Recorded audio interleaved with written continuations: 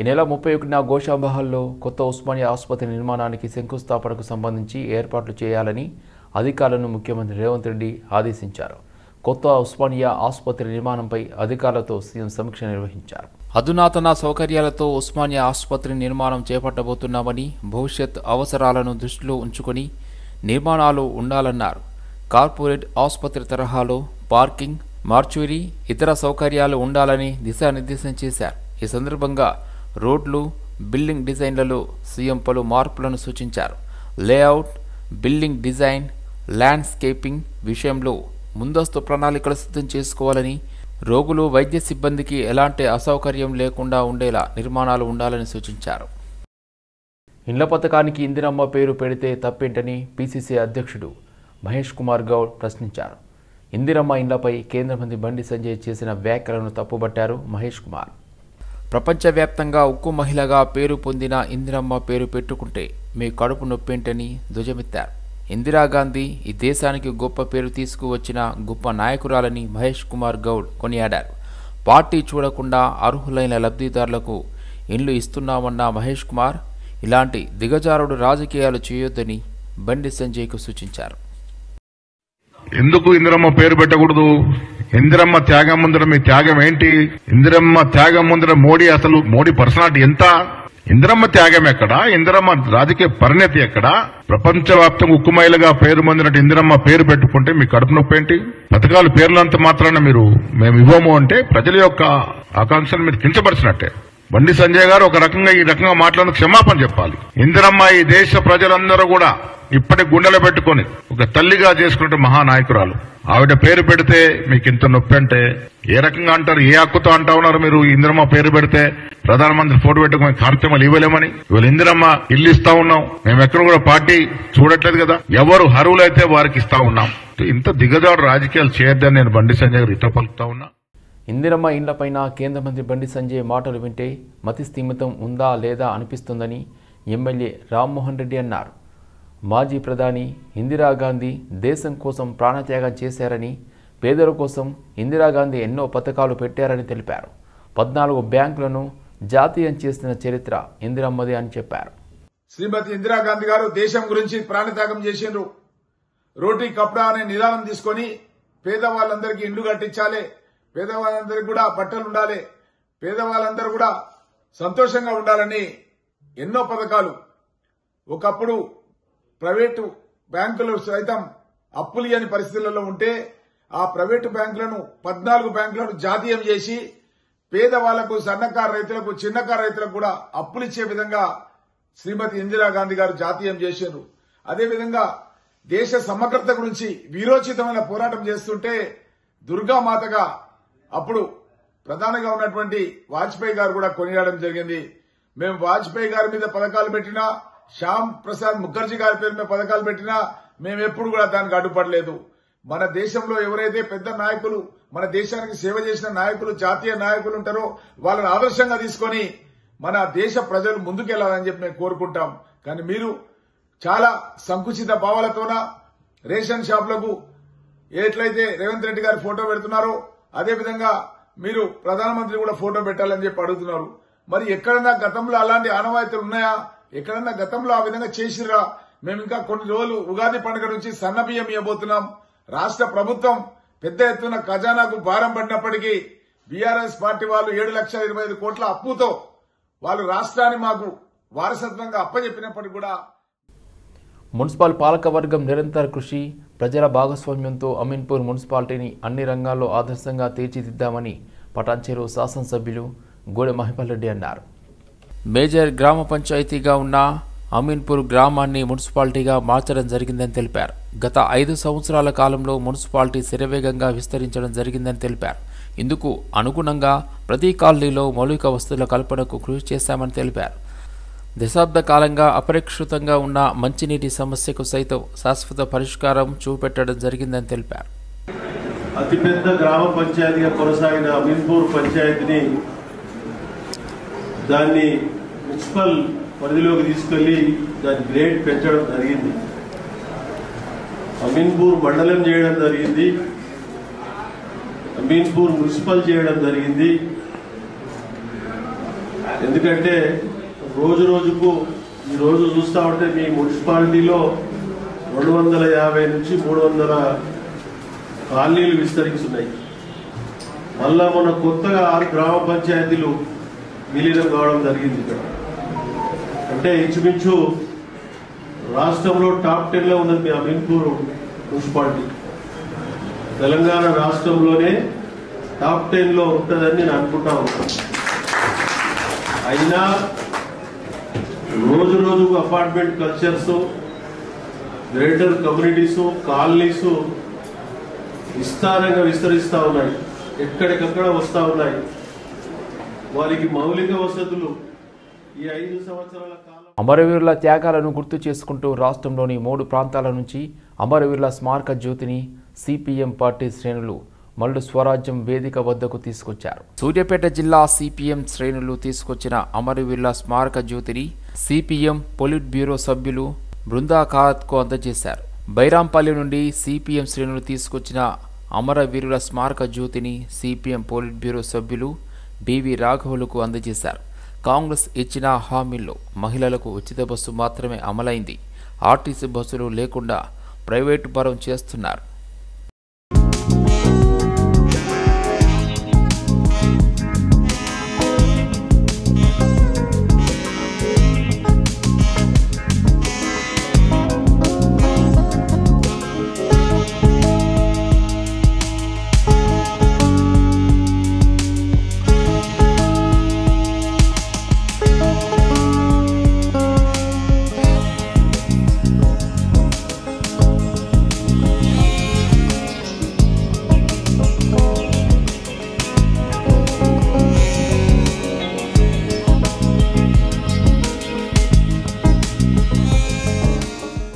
కాంగ్రెస్ పార్టీకి చెందిన మాజీ MLC Rajeshwararao church society trust సభ్యుల మధ్య విభేదాలు సృష్టించి హెబ్రాన్ చర్చ్ ఆస్తులను కాజేయడానికి చూస్తున్నారని హెబ్రాన్ చర్చ్ అధికార ప్రతినిధి వీరాచారి అన్నారు.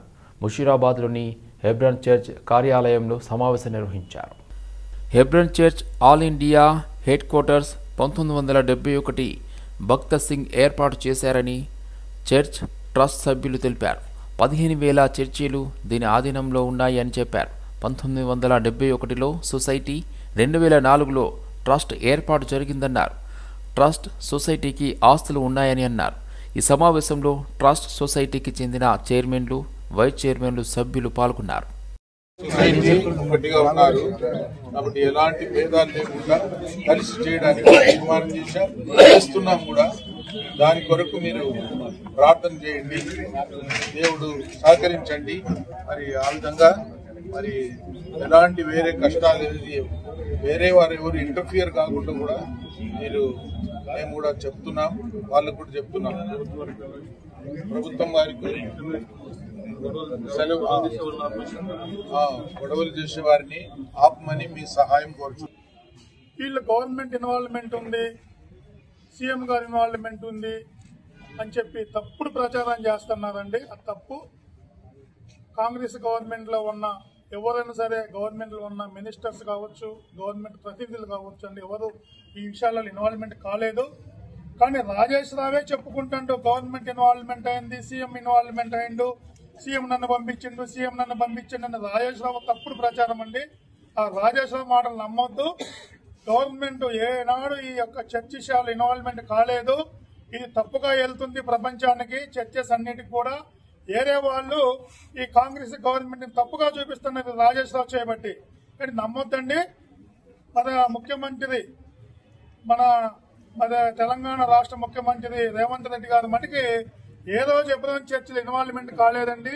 వాళ్ళు ప్రతినిధులు ఏం నరేందర్ రెడ్డి గారు కావచ్చు, షబీర్ అలీ గారు కావచ్చు. హైకోర్టు న్యాయమూర్తులుగా 4 ప్రమాణ స్వీకారం చేశారు. 4 న్యాయమూర్తులతో హైకోర్టు ప్రధాన న్యాయమూర్తి జస్టిస్ సుజయ్ పాల్ ప్రమాణ స్వీకారం చేయించారు. Justice Y Renuka, justice Nandikonda Narasinga Rao, justice Eeda Tirumala Devi, justice Madhusudan రావులు ప్రమాణ స్వీకారం చేశారు. న్యాయాధికారుల కోటాలో 4 సుప్రీంకోర్టు కొలీజియం సిఫార్సు చేసింది. ఈ పేర్లకు కేంద్రం ఆమోదం తెలపడంతో రాష్ట్రపతి నియామక ఉత్తర్వులు జారీ చేశారు. రేణుకా యారా సిటీ సివిల్ కోర్టు చీఫ్ జడ్జిగా, Nandikonda Narasinga Rao city small causes court chief జడ్జిగా, అదేవిధంగా Eeda Tirumala Devi high court registrar general, vigilance రిజిస్ట్రార్గా బిఆర్ మధుసూదన్ రావు హైకోర్టు పరిపాలనా విభాగం రిజిస్ట్రార్గా బాధ్యతలు నిర్వహిస్తుండగా పదోన్నతి లభించింది.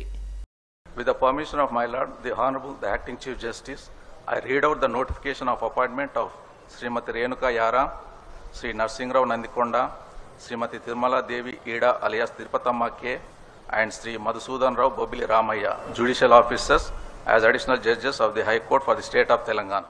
In excess of the power conferred by Clause 1 of Article 224 of the Constitution of India, the President is pleased to appoint Srimati Tirumala Devi Ida alias Tirupathamma K to be an additional judge of the Telangana High Court with effect from the date she assumes charge of her office till 1/6/2026, and Srimati Renuka Yara, Sri Narsingrao Nandikonda, and Sri Madhusudan Rao Bobili Ramaya to be additional judges of the Telangana High Court for a period of 2 years with effect from the date they assume charge of their respective offices. Hyderabad నగర metro ప్రయాణికులకు శుభవార్త. మెట్రోలో ప్రయాణించేవారు station నుండి గమ్యస్థానాలకు చేరుకోవడాన్ని సులభతరం చేసింది. కాలుష్య రహిత వాహనాలను మెట్రో స్టేషన్తో అనుసంధానం చేసింది. మెట్రో స్టేషన్ నుండి ఇండ్లు, కార్యాలయం, కాలేజీలకు వెళ్లేవారు తమ సొంత వాహనాలను ఉపయోగించాల్సిన అవసరం లేదని తెలిపింది. ఎలక్ట్రానిక్ వెహికల్ జిమ్ వాహనంతో తమ గమ్యస్థానాలను చేరుకోవచ్చని తెలిపింది. ఢిల్లీ తర్వాత దేశంలో రెండో అతిపెద్ద మెట్రో హైదరాబాద్ మెట్రో స్టేషన్. ఉద్యోగం చేసేవారు, స్కూల్స్, కాలేజీకి వెళ్ళేవారు, వ్యాపారస్తులు ఎంతోమంది మెట్రో రైళ్లను ఉపయోగిస్తుంటారు. వీరంతా మెట్రో స్టేషన్కు రావడానికి, మెట్రో నుండి గమ్యస్థానాలకు చేరుకోవడానికి ఆటోలు, క్యాబ్లు, సొంత వాహనాలు ఉపయోగిస్తున్నారు. అయితే మెట్రో కీలక నిర్ణయం తీసుకుంది. Metro first last mile connectivity వద్ద ఏవి వాహనాలను అందుబాటులో ఉంచాలని మెట్రో నిర్ణయించింది. ఇందుకు సంబంధించిన వాహనాలను మెట్రో ఎండి ఎన్వీఎస్ రెడ్డి జెండా ఊపి ప్రారంభించారు. రాష్ట్ర యువజన కాంగ్రెస్ కార్యదర్శి శశి యాదవ్ ఆధ్వర్యంలో హైదరాబాద్ జిల్లా యువజన కాంగ్రెస్ నాయకుల భేటీ నిర్వహించారు. బహదూర్పుర, చార్మినార్, చాంద్రాయనగుట్ట, యాకత్పుర నియోజకవర్గాల ఇన్ఛార్జీలైన పులిపాటి రాజేష్ కుమార్, ముర్జీబ్ ఉల్లాహ్ షరీఫ్, బోయా నగేష్, కె రవిరాజులు ముఖ్య అతిథులుగా పాల్గొని నూతనంగా ఎన్నికైన యువజన కాంగ్రెస్ నాయకులకి దిశానిర్దేశం చేశారు. ముందుగా నూతనంగా ఎన్నికైన యువజన కాంగ్రెస్ నాయకులకి శాలువా కప్పి శుభాకాంక్షలు తెలిపారు.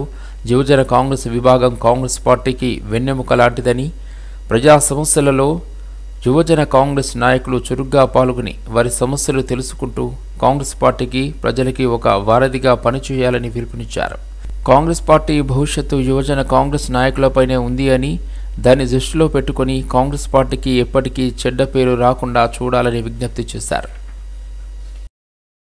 హైదరాబాద్లో మరోసారి బుల్డోజర్లకు హైడ్రా పని చెప్పింది. గట్కేసర్లో ప్రభుత్వ భూమిని కబ్జా చేసి నిర్మించిన గోడను అధికారులు కూల్చివేశారు.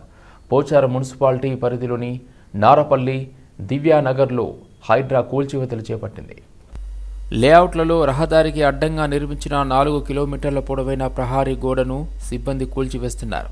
ఈ సందర్భంగా ఎలాంటి అవాంఛనీయ సంఘటనలు జరగకుండా భారీగా పోలీసులను మోహరించారు.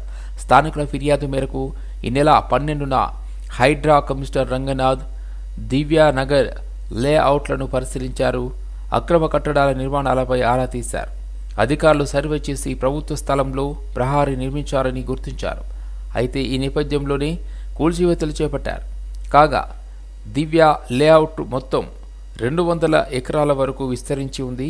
ఇందులో మొత్తం 2218 ప్లాట్లు వేశారు.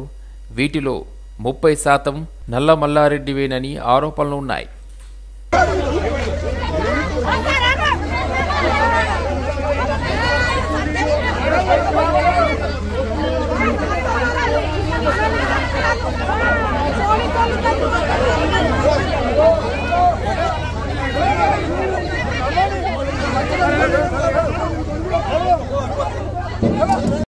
ఎంత మంచి 500 మనిషి మా సార్ పెంచుతున్నాడు సార్. మీకు దండం మొక్కుతా. 500 మనిషి పెంచుతున్నాం. పెంచుతున్నాడా? మీ ఎంత ద్రోహం చేసింది న్యాయమేనా? అన్యాయం చూడకుండా న్యాయం చూడకుండా బయటల మాట చూడకుండా ఇది చేయకుండా మా సార్కి ఇట్లా అన్యాయం చేస్తే అది న్యాయమేనా సారు? న్యాయమేనా?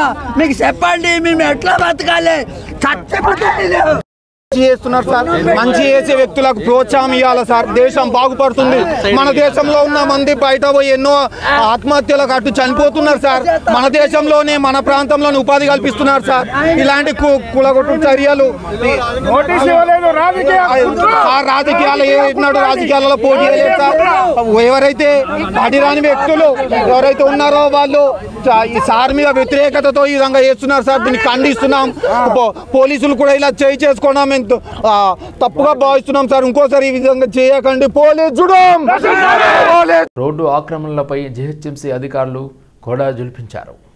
పాతబస్తీ చాంద్రహైనగుట్ట నుండి బండ్లగూడ వరకు అక్రమంగా వెలిసిన నిర్మాణాలను, రోడ్డుకు ఇరువైపులా ఫుట్పాత్లపై నిర్మించిన షెడ్లను, భారీ పోలీసు బందోబస్తు నడుమ దుకాణాలను, అక్రమ ఫుట్పాత్లను జీహెచ్ఎంసీ అధికారులు తొలగించారు.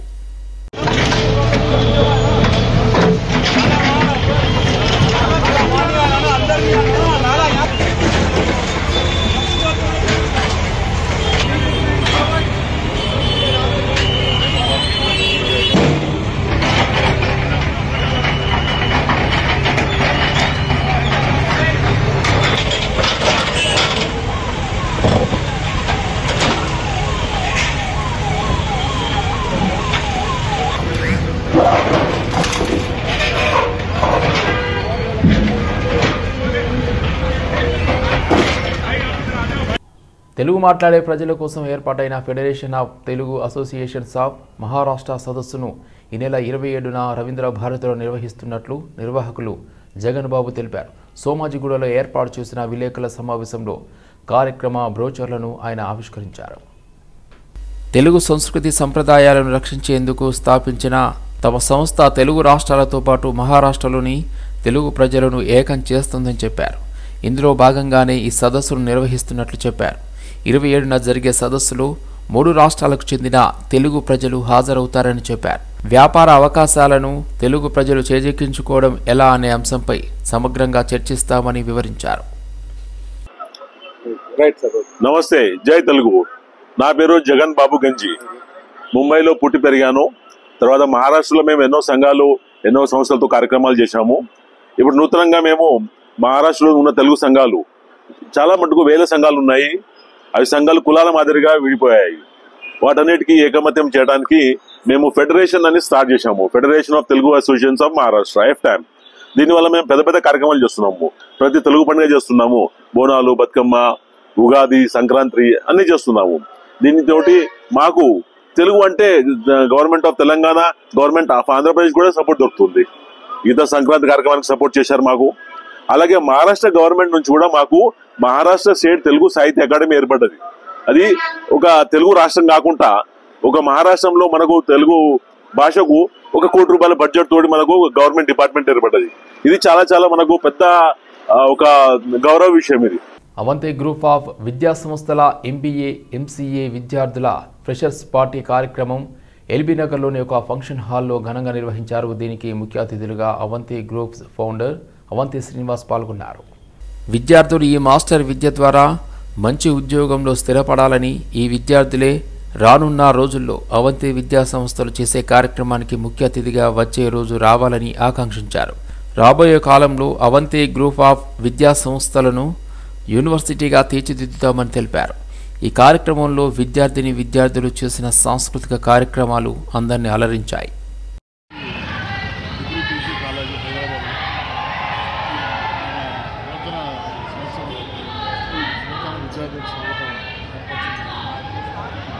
సంవత్సరాల నుంచి కూడా ఇక్కడ మన ఉమ్మడి రాష్ట్రంలో 4th బిగ్గెస్ట్ గ్రూప్ ఇది. సుమారు 5 లక్షల విద్యార్థులు చదువుకున్న కాలేజీలు, డిగ్రీ కానీ, పీజీ కానీ, ఇంజనీరింగ్ కానీ, కామర్స్. తర్వాత చాలామంది 90% రిజల్ట్, ప్లేస్మెంట్స్ కానీ, చాలా సంతోషం. దీన్ని సహకరించినటువంటి అధ్యాపకులకి, విద్యార్థులకు, తల్లిదండ్రులకు రాబోయే రోజుల్లో తప్పనిసరిగా ఇప్పటికీ యూనివర్సిటీ స్థాయికి తీసుకెళ్ళాలని తప్పనిసరిగా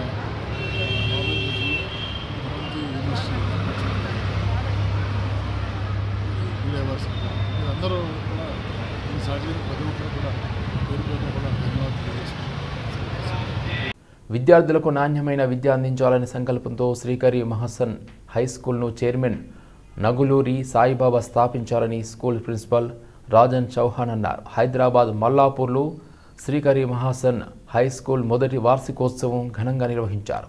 ఈ సందర్భంగా డైరెక్టర్లు సుచిత్రారేఖ, పద్మజారేఖ, ప్రిన్సిపల్ రాజన్ చౌహాన్ మాట్లాడారు.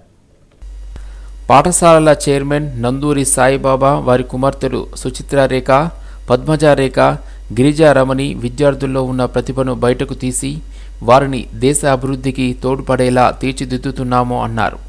విద్యార్థుల ఉల్లాసం కోసం క్రీడలు, సాంస్కృతిక కార్యక్రమాలు విద్యలో భాగంగా చేస్తున్నామని తెలిపారు. ఈ కార్యక్రమానికి ముఖ్య అతిథులుగా నాచారం ఇన్స్పెక్టర్ రుద్వీర్ కుమార్, 4వ డివిజన్ కార్పొరేటర్ ప్రభుదాస్, 5వ డివిజన్ కార్పొరేటర్ పన్నాల దేవేందర్ రెడ్డి హాజరయ్యారు. ఈ కార్యక్రమంలో చిన్నారుల నృత్యాలు అందరినీ అలరించాయి. స్టూడెంట్స్కి స్ట్రెస్ ఫ్రీ ఎడ్యుకేషన్ ఉండాలి, ఒక హోలిస్టిక్ ఎన్వైర్న్మెంట్ ఉండాలి స్కూల్లో అని చెప్పేసి చాలా విశాలమైన క్యాంపస్ కట్టబడింది ఫస్ట్. ఇంకోటి ఏంటంటే ఇవాళ మనం చూసుకుంటే సిటీలో వేలాది స్కూళ్ళు ఉన్నాయి కానీ ఫస్ట్ దానికి మెయిన్ గ్రౌండ్ అనేది లేదండి. సో మా చైర్మన్ గారి విజన్ ఏంటంటే పిల్లలకి ఒక హోలిస్టిక్ ఎన్వైర్న్మెంట్ క్రియేట్ చేయాలి అంటే వాళ్ళకి ఆడుకోవడానికి, వాళ్ళ స్ట్రెస్ వెంట్ అవుట్ చేయడానికి ఒక ఇది కావాలి, ప్లాట్ఫామ్ కావాలి. దానికని చెప్పేసి తను ఏం చేశారంటే ఇంత మంచి గ్రౌండ్, దానిలో మన దగ్గర ఇప్పుడు వాలీబాల్, బాస్కెట్బాల్, తదితర చాలా స్పోర్ట్స్ పెట్టడం వల్ల పిల్లల్లో ఒక ఎంతూజియాజం వస్తుంది. ఇవాళ మనం ప్రోగ్రామ్ చూస్తున్నాం, ప్రోగ్రాంలో చిన్న చిన్న పిల్లలు ఇంత బాగా పర్ఫార్మెన్స్ చేయడానికి కారణం ఏంటంటే ప్రతి మనిషిలో ఏదో ఒక యునీక్ టాలెంట్ ఉంటుంది. ఈ ప్రోగ్రాంలు చేయడం మెయిన్ ఏంటంటే ప్రతి మనిషిలో ఉన్న యునీక్ టాలెంట్ని గుర్తు చేయడమే. చాలామంది వాళ్ళ టాలెంట్ గుర్తు చేసుకోలేకపోగానే వాళ్ళు డెవలప్ కారు. అందుకని ఇట్లాంటి ప్లాట్ఫామ్స్ క్రియేట్ చేసి ఇది చేయడమే మన స్కూల్ ఒక ఇంపార్టెన్స్ అండి. మన స్కూల్ ఎందుకు రావాలి, పేరెంట్స్ ఎందుకు శ్రీకరికి రావాలి అంటే ఫస్ట్ ఏంటంటే క్వాలిటీ ఎడ్యుకేషన్ అండి. సెకండ్ ఏంటంటే హోలిస్టిక్ ఎన్వైర్న్మెంట్. ఇక్కడ పిల్లల్లో ఒక ప్లాట్ఫామ్ అనేది ఇవ్వబడుతుంది. వాళ్ళలో ఒక ఛాలెంజింగ్ నేచర్ ఇచ్చి వాళ్ళు ఏం చేయగలరు అనేది మనం చూస్తున్నాం. దానికి కావాల్సిన చూస్తే మనం ఇన్ఫ్రాస్ట్రక్చర్ అదన్నీ ఉన్నాయి. మరి దానికి తగ్గట్టు ఫీజు కలెక్ట్ చేస్తున్నారా అని అంటే ఇదొక సర్వీస్ ఓరియంటెడ్గా నడుస్తుందండి స్కూల్. జూబ్లీహిల్స్లోని రూమ్ 9 పాప్ అప్ స్టోర్లో ఏర్పాటు చేసిన సేవ్ ది వ్యూ 1 డే వస్త్ర ప్రదర్శనను టాలీవుడ్ నటి Dimple Hayathi, celebrities secret founder doctor Madhavi Chowdary ప్రారంభించారు. చేనేత కార్లను ప్రోత్సహించేందుకు మరిన్ని ప్రదర్శనలు నిర్వహించాలని, ఔత్సాహిక ఫ్యాషన్ డిజైనర్లకు సైతం ఇదో మంచి వేదికని డింపుల్ హయాతి అన్నారు. చేనేత కార్లను ప్రోత్సహించడానికి రూమ్ 9 చేస్తున్న కృషిని ఆమె అభినందించారు. తమ వంతు కృషిగా చేనేత కళాకారులకు రూమ్ 9 వేదికగా ప్రదర్శన ఏర్పాటు చేశామన్నారు room 9 founder doctor Madhavi Chowdary. చేనేత కార్ల, డిజైనర్ల వస్త్రోత్పత్తులు అందుబాటులో ఉంచారని ఆమె వివరించారు. I'm very happy today to launch this Save the Weave pop-up at Jubilee Hills, Room 9, the pop-up store. And previous pop-ups are always a success, and I'm very thankful to Hyderabad people and all the weavers and designers who want to exhibit at Room 9, the pop-up store. And it became a huge success.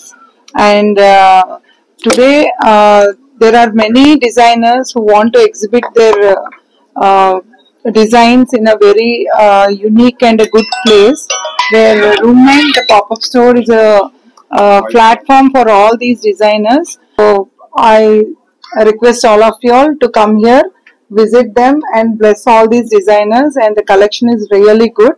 And previously kuda andaru kuda చాలా మంది previous 2 pop-ups చేసిన వాళ్ళు కూడా ఎప్పుడెప్పుడు చేస్తారు, మీ designs చాలా బాగున్నాయి. Even I'm very happy for Dimple Hayathi coming all the way to save the weave edit season 3. నేను చూస్తూనే ఉన్నాను. యాక్చువల్లీ సేవ్ ద వీవ్ అనే కార్యక్రమం చాలా గ్రాండ్ గా చేస్తున్నారు. Since the day 1 her passion towards weavers నాకు చాలా సార్లు చెప్పారు. I think association with you, it's been 2 years. Yes, 2 years with her as a person. Tana passion, I think I just saw what is happening here at the pop-up show, and thank you for inviting me, Madhavi garu. It's our honor. Yes, so not just that, there are many designers here with a lovely collection. sarees gani, pillala battal gani, the jewelry gani. So there's much more. I think it's just a one-day pop-up show, but I think you should keep on doing this so often, Andy. I'm sure Hyderabad people will love it. I loved it. I'm a saree lover. నేను చాలా సార్లు చెప్పాను. So